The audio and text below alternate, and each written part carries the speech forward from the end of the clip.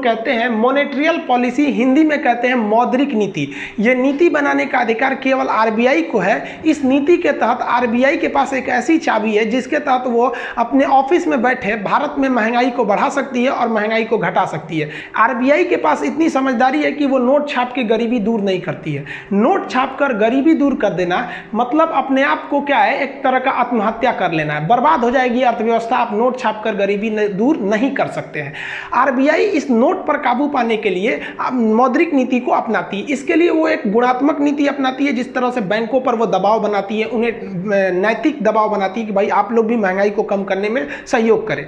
लेकिन कुछ इसके अलावे वो परिणात्मक दबाव बना देती है, जिसके तहत वो क्या करती है, bank rate, repo rate, MSF, SLR, CRR, इस तरह का रिवर्स रेपो रेट ला देती है, या फिर मौद्रिक नीतियों के तहत वह खुले बाजार की नीति के तहत प्रतिभूतियों की खरीद बिक्री करने लगती है। इसके बारे में आप कंप्लीट समझिए। देखिए, हमारे देश में हम लोग को जब पैसे की जरूरत होती है तो हम लोग बैंकों के पास जाते हैं, चाहे वो एसबीआई में जाइए, पीएनबी में जाइए, बैंक ऑफ बड़ौदा, यूको, जितना भी आपको कमर्शियल बैंक में जाना है आप जा सकते हैं। लेकिन जब इन बैंकों को पैसा घटता है ना तो ये आरबीआई के पास जाते हैं। इसलिए हमारा बैंक ये सब, और इन बैंक का बैंक हो जाता है आरबीआई, तो बैंकों का बैंक है आरबीआई। ये पूरे बैंकों को कंट्रोल करके रखता है। देखिए, इन बैंकों का जो इनकम का मेन स्रोत होता है वो ब्याज होता है, यानी इंटरेस्ट होता है। आप बैंक पे जाएंगे कर्जा मांगने, घर के लिए कर्जा लीजिए या फिर कार खरीदने के लिए लोन लीजिए, किसी भी चीज के लिए आप लोन लेते हैं तो ये बैंक आपको आराम से लोन दे देते हैं। आप जाइएगा बड़े बड़े शॉपिंग मॉल में खरीदने तो तुरंत कहते हैं हाँ खरीद लीजिए, ईएमआई पे दे देंगे, क्योंकि जानता है आप 15,000 का सामान खरीदेंगे तो आपसे वो 15,000 के आपके बदले वो पैसा देगा, लेकिन धीरे धीरे आपसे काटते रहेगा, 15,000 की जगह 18,000 ले लेगा। तो इस तरह से बैंकों को फायदा होता है। टोटल बैंक का फायदा ब्याज पर डिपेंड हो जाता है यहाँ पर। अब बैंक को जब पैसे घटते हैं ना तो ये बैंक जाती है आरबीआई से मांगने के लिए। तो आरबीआई से जब ये कर्जा मांगती है तो आरबीआई कहती है कि भाई साहब हम तुमको जब कर्जा देंगे तो हम इस कर्जा पे ब्याज लेंगे, क्योंकि हमें पता है कि तू ससुरा किसी न किसी जनता को देगा और वहां से ब्याज कमाएगा, तो तुम हमको भी ब्याज दो। तो इसी ब्याज को हम लोग कहते हैं रेपो रेट। इसका एक मतलब पूरा नाम होता है रीपर्चेजिंग ऑप्शन, ये जरूरी नहीं है। तो रेपो रेट क्या होता है कि वह ब्याज दर जो आरबीआई इन बैंकों से लेती है कर्जा देने के बदले। सोचिए, ये आरबीआई भी बहुत बड़ा सूदखोर है। ये रेपो रेट के तहत ये बैंक वाले इससे कर्जा ले लेते हैं और इसके बाद इनको दे दिया। अब मान लीजिए कि ये रेपो रेट है आपका 5%, सपोज करके चलिए कि 5% पे ये कर्जा लाने गया, और यहाँ से कोई जनता वाले भाई यहाँ से कोई गए, मान लीजिए यहाँ से गए श्याम, कोई आदमी है श्याम, ये बैंक से कर्जा लेने गया कि भाई साहब हमको कुछ पैसे दे दीजिए, कर्जा चाहिए, हमको लोन चाहिए। तो ये बैंक वाला देखेगा कि भाई साहब हमको तो खुद ही मिला है 5% पे, तो इनको भी हम देते हैं अच्छा खासा, तो इनको दे देगा ये, आप कहेगा भाई साहब आप ले लीजिए 10% पे। तो ये हो गया इसका बेस रेट। अभी आप पूरा समझते चलिए, अभी पूरा समझ में आ जाएगा पीएलआर क्या होता है। तो बेस रेट पे किसको मिला? जनता को मिला। और रेपो रेट पे कर्जा किसको मिला? बैंकों को मिला। कोई भी बैंक को मिल सकता है यहाँ पर। तो अब बताइए, ऐसा पागल कोई मैनेजर होगा क्या जो बेस रेट को रेपो रेट से कम रखे, यानी 5% में ला के इनको 2% पे देगा? बैंक बिक जाएगा, वहाँ तो दिवालिया हो जाएगा बैंक वहाँ पे। तो ये बेस रेट हो जाते हैं। अब इनको जो भाई साहब को कर्जा मिला, मान लीजिए ये 1 लाख रुपये लोन लेके आए, तो इनको ये 1 लाख रुपये पर कितना ब्याज देना है? 10%, यानी 1 लाख रुपया लेके आएंगे, 1 साल बाद उस पर 10% ब्याज लगेगा। बैंकों का ब्याज सालाना लगता है। अब आप सोचिए, 1 साल बाद बैंक उनसे कहेगी पैसा दे दीजिए हमको, 1 लाख वो दीजिए, 10% ब्याज यानी 1,10,000 दीजिए। तो ये भाई साहब के जेब में कितना पैसा आ गया? 1 लाख रुपया आ गया।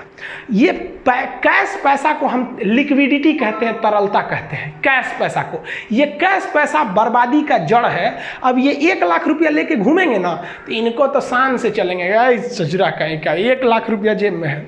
जाएंगे मिठाई की दुकान पे, कहेंगे हे मिश्रा जी 1 किलो मिठाई तोल दीजिए। दामों नहीं पूछेंगे कितना का है, सीधे कहेंगे 1 किलो मिठाई तोल दीजिए। क्यों? क्योंकि जेबवा में नहीं, इनके तरलता बोल रहा है, तरलता, कैश पैसा, बहुत पैसा में दम होता है सचुरा वहाँ पर। यहाँ पे तोल दे, आप वो देखेगा कि अरे बाप रे बाप, ये बोले हैं कि 1 किलो तोल दीजिए, तो 100 रुपया का मिठाई रहेगा तो कहेगा हाँ हाँ लीजिए ना, 150 रुपया में बेचें, आपको 120 में लगा देंगे। ये खुश हो गए भाई साहब। ये क्यों खुश हो गए? क्योंकि इनके पास पैसा था।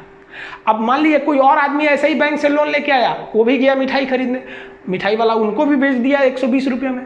अब एक बात बताइए, जो मिठाई 100 रुपये में बिक रही थी उस पर भी उसे प्रॉफिट था, लेकिन इन लोग पैसा के गर्मी में उस दुकानदार से 120 रुपये में खरीदते गए, तो वो दुकानदार अब उसका रेटे कर देगा 120 में कि भैया मेरा 120 में बिक ही रहा है।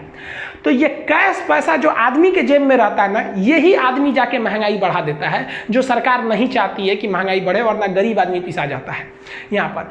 इसलिए गवर्नमेंट जो होती है वो कहती है बैंकों पे कि तुम लोग कम से कम कर्जा दो, लोग कम से कम, लेकिन बैंक वाला कर्जा नहीं देगा तो इसको फायदा कहाँ से होगा? इसलिए बैंक वाला दबा के देता है सब कर्जा कि ले जाइए भाई, जब ले जाइए। तो सरकार कहती है कि जरा तुम नहीं मानेगा, रुको बताते हैं।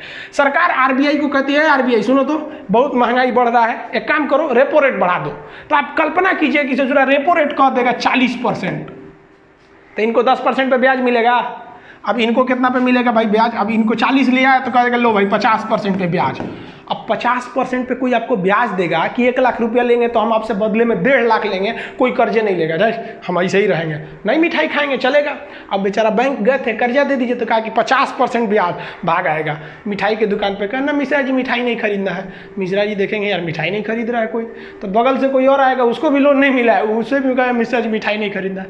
मिश्रा जी कहेंगे मेरा मिठाइया कोई नहीं खरीद रहा है, महंगा हो गया है का मिठाइया यहाँ पे, तब वो मिश्रा जी ने मिठाई का रेट नीचे कर देंगे।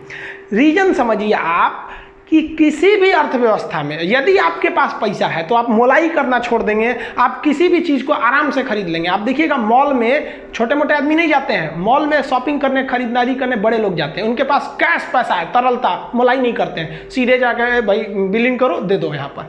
तो महंगाई को कंट्रोल करने के लिए आरबीआई के पास एक रेपो रेट नाम की चाबी है। तो अब आप ये समझ गए कि रेपो रेट यदि बढ़ गया तो समझ जाइए आपको लोन बहुत महंगा मिलने वाला है, और अगर रेपो रेट घट गया तो समझिए कि आपको लोन बहुत सस्ता मिलने वाला है। तो मोदी जी ने कहा था ना कि कोरोना के वजह से हम रेपो, आरबीआई से कहते हैं कि अपनी मौद्रिक नीतियों को सख्त न करें, यानी अपना रेपो रेट कम कर दो, ब्याज कम मिलेगा, आप आराम से जाके बैंक से लोन ले लीजिए, आपका जो बिजनेस चौपट हुआ था नया बिजनेस खोल सकते हैं।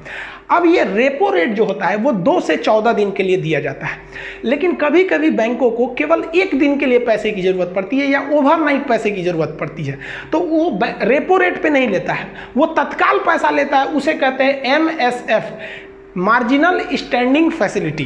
तो देखिए जब आरबीआई इन किसी भी बैंकों को केवल 1 दिन के लिए कर्जा देती है ना, तो उस पर जो ब्याज लेती है उसे हम कहते हैं मार्जिनल स्टैंडिंग फैसिलिटी, MSF। कहेगा कि 1 रात के लिए जो ब्याज लेती है उसे क्या कहते हैं? MSF। 2 से 14 दिन के लिए अगर ब्याज दी तो उसे क्या कहते हैं? Repo rate. जनरली सबसे ज़्यादा अगर बैंक लेते हैं सब तो रेपो रेट लेते हैं, क्योंकि बैंकों के पास ऑलरेडी इतना ग्राहकों का पैसा आते रहता है कि उन्हें लेने की ज़रूरत नहीं पड़ती है, कभी कभी खरमास वगैरह में लेना पड़ता है ताकि लोगों के पास उतना पैसा नहीं रहता है। तो 2 से 14 दिन, लेकिन 14 दिन से ज्यादा के नहीं, यानी लॉन्ग टर्म के लिए अगर आपको पैसा चाहिए इन बैंकों को आरबीआई से, तो आरबीआई उस पे जो ब्याज लेती है लॉन्ग टाइम के ब्याज को उसे कहते हैं बैंक रेट। ये रेट हमेशा चेंज होते रहते हैं, साल में ये 4 बार तो इनको चेंज होना फिक्स है, इसके अलावे भी कभी कभी साल में ही ससुरे 8 बार चेंज हो जाते हैं। तो ये अक्सर चेंज होते रहते हैं सब। तो हम यहाँ जो आंकड़ा रखें MSF 4.65, तो ये कभी भी चेंज हो सकते हैं। तो आप बाबू इसको ध्यान से समझिएगा, मजबूरी है तो हमेशा चेंज होते रहते हैं सर, आरबीआई के हाथ में। अभी हम बता रहे हैं कल बदल देगा तो आप कहिएगा सर आप इतना बताए थे इतना हो गया, तो ये बहुत फ्लैक्चुएट करते रहते हैं। तो आप इस पर नहीं जाइएगा, आप कंसेप्ट समझिए। कहेगा क्वेश्चन कि अति अल्पकालीन यानी 1 रात के लिए अगर पैसा लिया किसी बैंक ने आरबीआई से तो कौन सा ब्याज लेगा? तो MSF। 2 से 14 दिन के लिए अगर आरबीआई ने कर्जा दिया तो कौन सा ब्याज लेगा? Repo rate. और दीर्घकालीन कर्जा दिया यानी 14 दिन से ज्यादा के लिए दिया आरबीआई ने किसी भी बैंकों को, तो उसको क्या कौन सा ब्याज लेगा? तो बैंक रेट। बीपीएससी के एग्जाम में पूछा था कि अल्पकालीन यानी कम समय के लिए कौन सा होता है? तो रेपो रेट। अति अल्पकालीन सबसे कम समय के लिए MSF होते हैं सब। तो MSF का जो रेट होता है वो रेपो रेट से ज्यादा होता है क्योंकि इमरजेंसी में मांगने गए।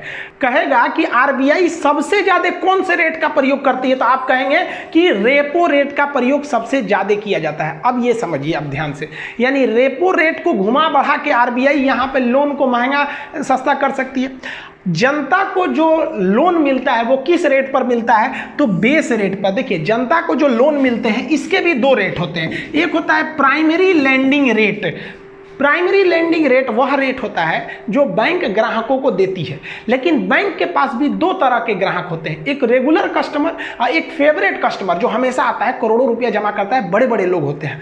तो जो बड़े बड़े लोग होते हैं बैंक उनका ज़्यादा ख्याल रखती है, तो उनको जो बैंक कर्जा देती है वो बहुत कम ब्याज पे देती है। जैसे मान लीजिए कोई का करोड़ों रुपया का अकाउंट में है तो उसको दे देगी कि भैया आप 8% पे ले जाइए, और कोई आज आया है बैंक में खाता खुलवाने का कर्जा दे दीजिए तो उनको देके 12% पे ले सचुरा। तो आपको ही पता है कि आपका भी अगर दुकान होगा तो पुराने ग्राहकों को आप कम दाम में देते हैं, तो जो उसके फेवरेट कस्टमर होते हैं बैंक के, उसको जो कर्जा देती है उसे कहते हैं बेस रेट पे दिया जाता है। तो आप बताइए जरा एक चीज़, हमारा बैंक अकाउंट HDFC बैंक में है और हम चले जाएंगे बैंक ऑफ बड़ौदा से कहने कि भाई साहब हमको थोड़ा सा कर्जा दे दीजिए, तो हम उसके फेवरेट कस्टमर थोड़ी हो गए, तो हम उसके लिए तो एक सामान्य कस्टमर हो गए, हमको थमा देगा प्राइमरी लेंडिंग रेट में 12-13% पे। लेकिन हमारा HDFC बैंक में है, हम HDFC बैंक में जाएंगे ना तो कहेगा अरे खान साहब बैठिए बैठिए, लोन चाहिए कोई बात नहीं, अपने कस्टमर है दे दो जी, तो इनको PLR पे नहीं देगा हमको, तब हमको हमारा बैंक अगर हम उसके नज़र में एक अच्छे कस्टमर हैं तो बेस रेट पर देगा। इसका मतलब ये नहीं कि आप अपने किसी बैंक में छात्रवृत्ति स्कॉलरशिप के लिए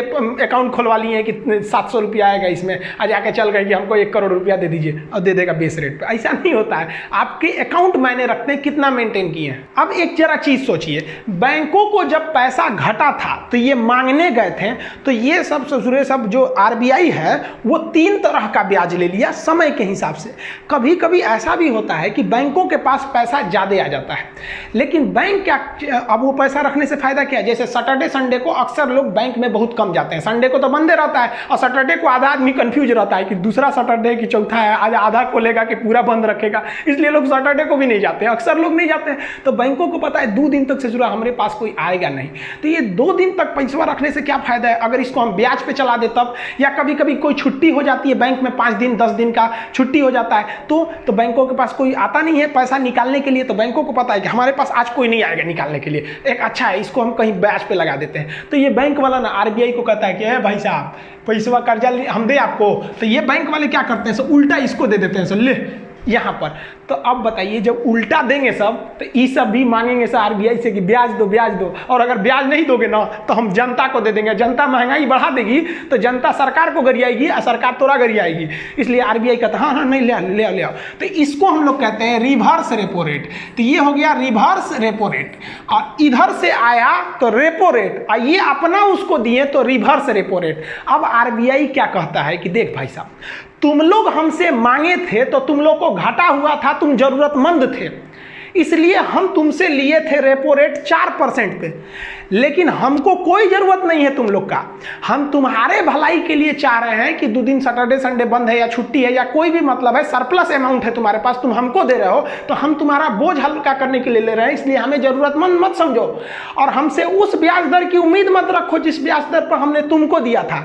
हम जिस दर पर तुमको दिए थे उससे कम ब्याज दर पर तुमसे लेंगे, क्योंकि हम ज़रूरतमंद नहीं हैं, इसलिए रिवर्स रेपो रेट कभी भी रेपो रेट से कम होता है। वर्तमान में ये 3.35 है। हम फिर कहते हैं कि आंकड़ा चेंज होते रहते हैं, आंकड़े पे मत जाइए, कंसेप्ट समझिए। यहां आप टोटल 6 चीज समझे, MSF repo rate bank rate, और उल्टा दे दिया तो रिवर्स रेपो रेट, और 2 ठो यहां पर PLR और बेस रेट। अब